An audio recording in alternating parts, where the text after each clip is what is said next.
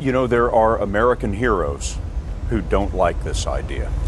Neil Armstrong, Gene Cernan have both testified against commercial spaceflight and the way that you're developing it, and I wonder what you think of that. I was very sad to see that, because those guys are, those guys are heroes of mine, so it's really tough. You know, I wish they would come and visit and see the hardware that we're doing here. And I think that would change their mind. They inspired you to do this, didn't they? Yes. And to see them casting stones in your direction. It's difficult. Did you expect them to cheer you on? Certainly hoping they would. What are you trying to prove to them? What I'm trying to do is to make a significant difference in spaceflight and help make spaceflight accessible to almost anyone. One of the most difficult choices I've ever faced in life was in 2008. I think I had maybe $30 million left, or $30 or $40 million left in 2008. And I had two choices. I could put it all into one company, and then the other company would definitely die, or split it between the two companies. But if I split it between the two companies, then both might die. When you put your blood, sweat, and tears into creating something, or building something, it's like a child. And so it's like, which one am I going to let one starve to death? I couldn't bring myself to do it, so I split the money between the two. Fortunately, thank goodness, they both came through. What was your biggest failure, and how did it change you? Well, there's a ton of failures along the way, that's for sure.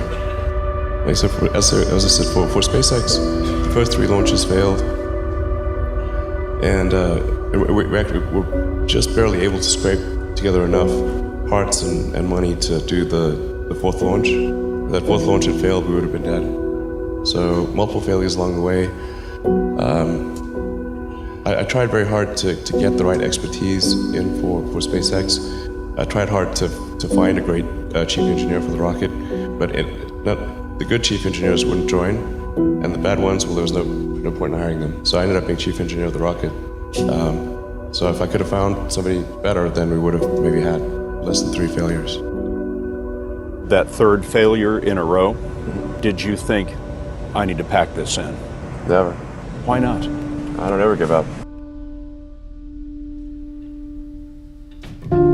So many people tried to talk me out of starting a rocket company. It was crazy. One good friend of mine collected a whole series of videos of rockets blowing up and made me watch those. He just didn't want me to lose all my money. We're doing these things that seem unlikely to succeed, and we've been fortunate, and at least thus far they have succeeded. Now is the time to take risk. You don't have kids. As you get older, your obligations increase. And once you have a family, you start taking risk not just for yourself, but for your family as well. It gets much harder to do things that might not work out. So now is the time to do that before you have those obligations. So I would encourage you to take risks now. Do something bold. You won't regret it. How did you figure you were going to start a car company and be successful at it? Well, I didn't really think Tesla would be successful. I thought we would most likely fail.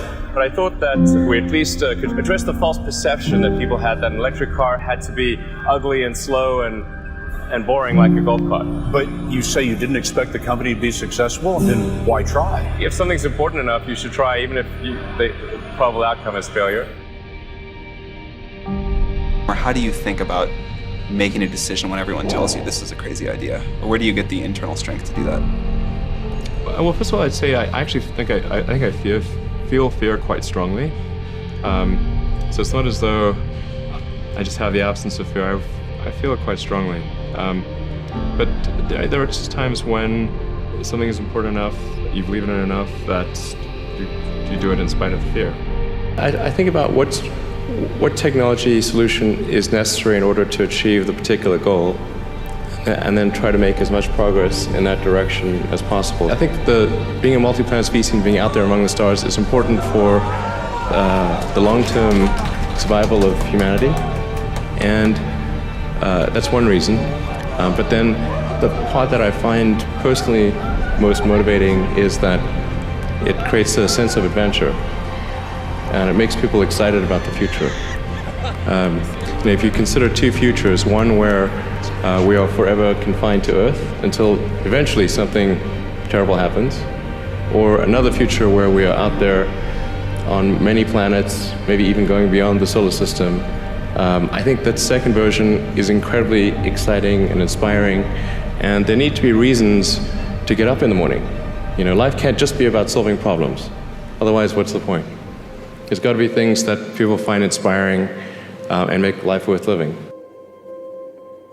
When my brother and I were starting our first company, instead of getting an apartment, we just rented a small office and we slept on the couch.